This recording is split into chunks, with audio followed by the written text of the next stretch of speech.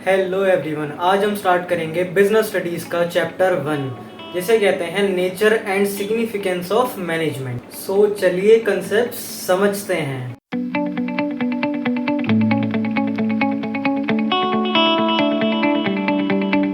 अब हम सबसे पहले बात करते हैं मैनेजमेंट की डेफिनेशन के बारे में। तो डेफिनेशन कुछ ये है, management is a process of getting the things done with the aim of achieving the goals effectively and efficiently. इसका क्या मतलब होता है? अब देखिए, मैनेजमेंट क्या होती है। मैनेजमेंट का मतलब होता है चीज़ों को मैनेज करना, लोगों को मैनेज करना। मैनेजमेंट हम अपने घर में भी करते हैं, हम अपनी डेली लाइफ में भी करते हैं एंड अपने स्कूल में भी करते हैं। उसी ही तरह हर ऑर्गेनाइजेशन में मैनेजमेंट को करा जाता है। पर हम यहाँ पर अपने घर वाले मैनेजमेंट की बात नहीं कर रहे हैं, हम बात करेंगे वो मैनेजमेंट जो किसी भी ऑर्गेनाइजेशन में होती है। एंड इस मैनेजमेंट के थ्रू एवरी ऑर्गेनाइजेशन अपने गोल्स को अचीव करती है इफेक्टिवली एंड एफिशिएंटली। अब what is the difference between effectively and efficiently? Effectively का मतलब होता है ऑन टाइम, मतलब हम अपने सारे टास्क को कंप्लीट करेंगे ऑन टाइम।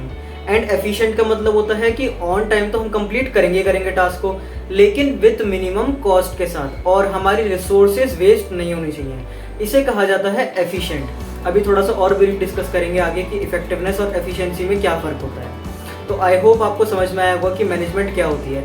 मैनेजमेंट का मतलब होता है लोगों को मैनेज करना, चीज़ों को मैनेज करना, लेकिन अभी इस जगह पे हम क्या पढ़ेंगे, हमारी ऑर्गेनाइजेशन को मैनेज करना। उस ऑर्गेनाइजेशन को मैनेज करने की हेल्प से हम क्या कर पाएंगे, अपने गोल्स को अचीव कर पाएंगे इफेक्टिवली एंड एफिशिएंटली।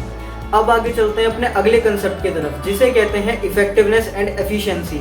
अब अगर जो डेफिनेशन वाइज देखें तो इफेक्टिवनेस को कहते हैं कि हमें फ़र्क नहीं पड़ता कि आखिर आप कितनी कॉस्ट पर प्रोडक्शन कर रहे हो, कॉस्ट ज़्यादा हो रही है या कम हो रही है, लेकिन हमें काम को सही समय पर पूरा करना है। इसे कहते हैं इफेक्टिवनेस। अब एफिशिएंसी क्या होती है? एफिशिएंसी का मतलब है कि काम तो समय पर पूरा करना ही करना है, लेकिन कम से कम कॉस्ट पे करना है। इसे कहा जाता है एफिशिएंस। अब इनके दो बेसिक कीवर्ड को समझेंगे। इफेक्टिवनेस के अंदर बात करी जा रही है कि हमें काम को समय पर पूरा करना है, एंड एफिशिएंसी में बात करी जा रही है कि काम को समय पर पूरा करना है बट विद मिनिमम कॉस्ट। तो जो हमारा कीवर्ड रहेगा केस स्टडीज में आइडेंटिफाई करने के लिए, वो रहेगा हमारा कॉस्ट कटिंग, कॉस्ट रिडक्शन। जब कभी भी किसी केस स्टडी में आपको कॉस्ट रिड्यूस करवाने की बात करी जाए या फिर कॉस्ट की कटिंग करवाने की बात करी जाए, इसे कहा जाता है एफिशिएंसी। और इफेक्टिवनेस क्या होता है? सिंपली आपको टास्क को कंप्लीट करना है ऑन टाइम, हमें फर्क नहीं पड़ता कि कॉस्ट क्या लगेगी। ये बेसिक डिफरेंस होता है इफेक्टिवनेस एंड एफिशिएंसी के बीच में। अब इफेक्टिवनेस और एफिशिएंसी को two sides of same coin कहा गया है। इसका मतलब क्या होता है कि एक ही सिक्के के दो पहलू होते हैं, हेड और टेल। लेकिन यहाँ पर क्या बताए गए हैं? इफेक्टिवनेस एंड एफिशिएंसी, मतलब कि इफेक्टिवनेस के बगैर एफिशिएंसी बेकार है और एफिशिएंसी के बगैर इफेक्टिवनेस बेकार है। तो दोनों की बहुत ज़्यादा ज़रूरत क्रिएट करती हैं हमारी मैनेजमेंट के अंदर। एवरी मैनेजर को इफेक्टिवनेस और एफिशिएंसी को फॉलो करना चाहिए और हर मैनेजर एफिशिएंट एंड इफेक्टिव होना चाहिए। इसी की वजह से हमारी जो ऑर्गेनाइजेशन है वहाँ पर गोल्स अचीव होंगे और हमारी ऑर्गेनाइजेशन प्रॉफिट मोटिव को अचीव कर पाएगी। अब आगे चलते हैं मैनेजमेंट के कुछ फीचर्स की तरफ। फीचर्स और कैरेक्टरिस्टिक्स हमारी बुक में इस नेम से गिवन है, अब हम इन्हें पढ़ के देखते हैं। तो टोटल मैनेजमेंट के 7 फीचर्स होते हैं। पहला फीचर कौन सा होता है? Goal oriented, pervasive, continuous, multi dimension, group activity, intangible and dynamic. ये हमारे 7 होते हैं फीचर्स किस चीज़ के? मैनेजमेंट के। अब इन्हें एक बार समझते हैं कि इनमें क्या बताया जा रहा है। सबसे पहले आता है गोल ओरिएंटेड। गोल ओरिएंटेड का मतलब क्या होता है कि सबसे पहले तो हमें एक गोल बनाना ज़रूरी है। हमारी मैनेजमेंट को पता तो होना चाहिए कि हमें किस चीज़ को अचीव करना है। तो यहाँ पर गोल ओरिएंटेड फीचर आता है मैनेजमेंट में कि सबसे पहले अगर जो आपको मैनेजमेंट करनी है तो वहाँ पर आपके सामने गोल होना चाहिए कि आपको किस गोल को अचीव करना है। सेकंड पॉइंट आता है हमारा डायनेमिक। डायनेमिक एक बहुत इंपॉर्टेंट वर्ड है यहाँ पे। डायनेमिक का जो कीवर्ड है यहाँ पे कि आप केस स्टडी के अंदर देख के पता कर सकते हो कि आखिर इसका आंसर क्या होगा। तो डायनेमिक का मतलब होता है चेंज। अब ये चेंज का मतलब क्या हो गया कि हमारी जो मैनेजमेंट है वो एक चेंजिंग नेचर की है। हमारी मैनेजमेंट चेंज होती रहती है, हमारी मैनेजमेंट वेरी करेगी। अब चलते हैं अपने अगले फीचर की तरफ, जिसका नेम क्या है? परवेसिव। परवेसिव का मतलब होता है सब जगह। आप इस कीवर्ड को ध्यान रखिएगा।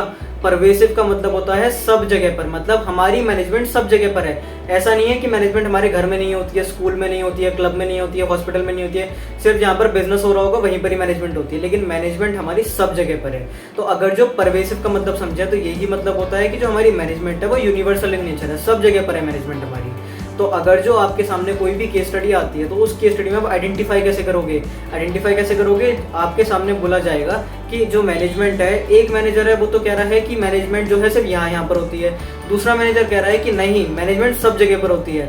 इसका मतलब कौन सा फीचर आ गया यहाँ पे? परवेसिव का मतलब मैनेजमेंट हमारी सब जगह पर है। अब चलते हैं अगले पॉइंट की तरफ, जिसे कहा जाता है ग्रुप एक्टिविटी।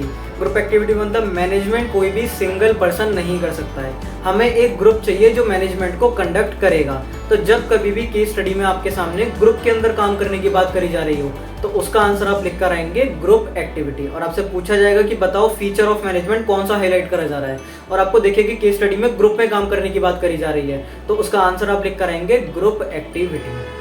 नेक्स्ट पॉइंट क्या आता है? नेक्स्ट पॉइंट आता है इंटेंजिबल, मतलब कि हमारी मैनेजमेंट इंटेंजिबल है। इंटेंजिबल का मतलब क्या होता है? Which can not be seen और टच। मैनेजमेंट को आप छू नहीं सकते हो, आप देख नहीं सकते हो। तो मैनेजमेंट क्या करी जा सकती है? मैनेजमेंट सिर्फ और सिर्फ आपकी फील करी जा सकती है।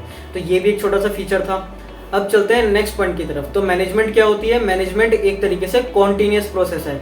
कॉन्टिन्यूस मतलब कि आप क्या करेंगे, फॉर एग्जाम्पल आपने गोल बनाया था कि हमें इस साल में 10,000 यूनिट्स को प्रोड्यूस करना है, और आपने वो कर ली, तो उसके बाद मैनेजमेंट खत्म नहीं हुई है, उसके बाद फिर एक और गोल बनेगा और फिर दोबारा से मैनेजमेंट होगी। तो मैनेजमेंट कभी भी खत्म नहीं हो सकती है। तो कॉन्टिन्यूस का कीवर्ड क्या रहेगा? Never ending. मैनेजमेंट कभी भी खत्म नहीं होगी। तो इसमें अगर जो आपसे केस स्टडी पूछी जाए और वो बोले कि आपके सामने मैनेजमेंट क्या सिर्फ आप एक बार ही कर सकते हो, तो आप आंसर लिख कर आओगे नहीं, मैनेजमेंट एक कॉन्टिन्यूस प्रोसेस है। जब एक गोल अचीव होगा तो अगला गोल बनेगा, और उस गोल को अचीव करने के लिए दोबारा से मैनेजमेंट कंडक्ट करी जाएगी। तो management is a continuous process. Basic keyword क्या रहेगा इसे केस स्टडीज में पकड़ने का? वो रहेगा आपका नेवर एंडिंग। कॉन्टिन्यूस मतलब नेवर एंडिंग, कभी भी जो खत्म नहीं होगी। अब चलते हैं लास्ट फीचर की तरफ। तो लास्ट फीचर क्या होता है? Multi dimension. मल्टी का मतलब क्या होता है? मल्टीमीडिया क्या होता है? एक से ज़्यादा। अब आपको ये बात समझनी होगी कि जो हमारी मैनेजमेंट होती है, मैनेजमेंट यहाँ पर मल्टी डायमेंशनल है, मतलब इसके अंदर 3 जगह क्लासीफाई करा गया: management of people, management of work और मैनेजमेंट एज ऑपरेशन।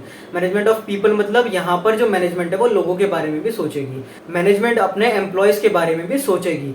वो ये देखेगी कि हमें ट्रेनिंग पूरी प्रोवाइड करनी होगी मैनेजमेंट की ग्रोथ होने के लिए, हमारे जो एम्प्लॉयज़ हैं उनकी ग्रोथ होने के लिए प्रॉपर ट्रेनिंग भी प्रोवाइड करनी होगी, अच्छी हमें सैलरी देनी होगी। अगला क्लासिफिकेशन आता है इसके अंदर मैनेजमेंट ऑफ वर्क। वर्क के अंदर क्या बोला गया कि भाई हमें काम सब कुछ अच्छे से करना होगा, चाहे कुछ भी हो जाए, हमें इस काम को सही समय पर पूरा करना है, कम से कम कॉस्ट पे करना है। ठीक है, तो यहाँ पर बात करी जाएगी बेसिकली वर्क के बारे में कि हमारा काम कैसा चल रहा है। उसके बाद आता है मैनेजमेंट एज ऑपरेशन। ऑपरेशन का मतलब क्या होता है? ऑपरेशन होता है activities of the production cycle, मतलब किस तरह हम एक रॉ मटेरियल को कन्वर्ट करते हैं फिनिश गुड्स के अंदर, उसे कहा जाता है मैनेजमेंट एज ऑपरेशन।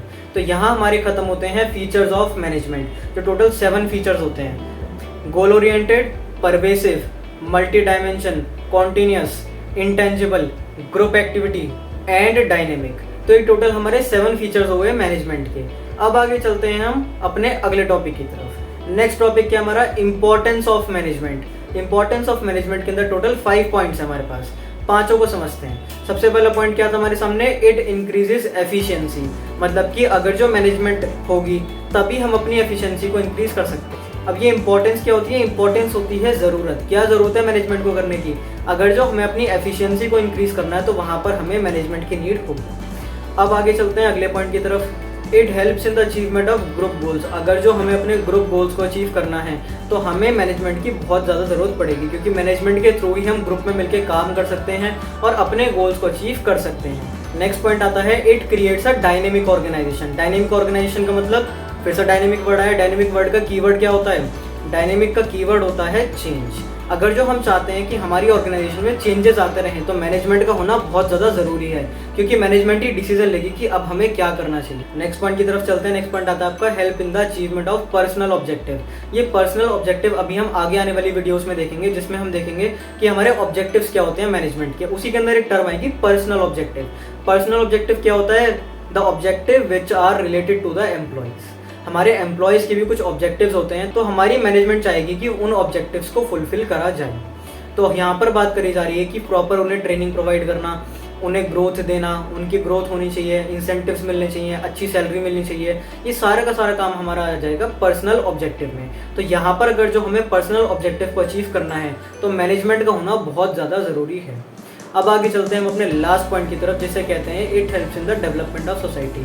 अगर जो हम चाहते हैं कि हम सोशल वेलफेयर करें अच्छे से, तो हमारा मैनेजमेंट जो है वो ही डिसीजन लेगा कि हमारे पास कितने का प्रॉफिट हुआ है, हम कितने पैसे कमा रहे हैं, कितने की लाइबिलिटीज है हमारे, अब इसमें से कितने का हमें सोशल वेलफेयर करना है। तो यहाँ पर मैनेजमेंट की बहुत ज़्यादा ज़रूरत होगी। इसे कहा जाता है इम्पोर्टेंस ऑफ मैनेजमेंट। अब ये इम्पोर्टेंस ऑफ मैनेजमेंट एक और नाम से भी आ सकते हैं, जिसे कहते हैं सिग्निफिकेंस ऑफ मैनेजमेंट। दोनों का मतलब सेम ही है। 5 पॉइंट है आपके इम्पोर्टेंस ऑफ मैनेजमेंट में एंड 7 पॉइंट्स है आपके फीचर्स ऑफ मैनेजमेंट के अंदर। आई होप आपको समझ में आए होंगे कि features of management and importance of management क्या होते हैं। आने वाली कुछ वीडियोस में मैं एक सेपरेट वीडियो बनाऊंगा केस स्टडीज़ के ऊपर, जिसमें मैं खुद प्रैक्टिकली आपको करके दिखाऊंगा कितनी आसानी से आप केस स्टडीज़ को सॉल्व कर सकते हो छोटी छोटी ट्रिक्स के साथ।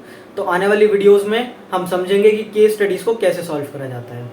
अभी आज की वीडियो में हमने बस यही समझा कि फीचर्स ऑफ मैनेजमेंट क्या होते हैं, इंपॉर्टेंस ऑफ मैनेजमेंट क्या होती है, इफेक्टिवनेस और एफिशिएंसी का क्या मतलब होता है। जहां कॉस्ट की बात करी जाए वहां पर एफिशिएंट, जहां पर कॉस्ट की बात नहीं करी जाएगी, सिर्फ काम को कंप्लीट करने की बात करी जाएगी ऑन टाइम, उसे कहते हैं इफेक्टिवनेस। आई होप आपको वीडियो अच्छी लगी होगी। वीडियो अच्छी लगी हो तो लाइक करिए, सब्सक्राइब करिए, और कोई भी डाउट है तो कमेंट करिए और अपने फ्रेंड्स के साथ शेयर ज़रूर करिए और चैनल को ज़रूर सब्सक्राइब करिए। कंसेप्ट समझें। अब मिलते हैं नेक्स्ट वीडियो में इसी चैप्टर के नेक्स्ट पार्ट के साथ। Good luck.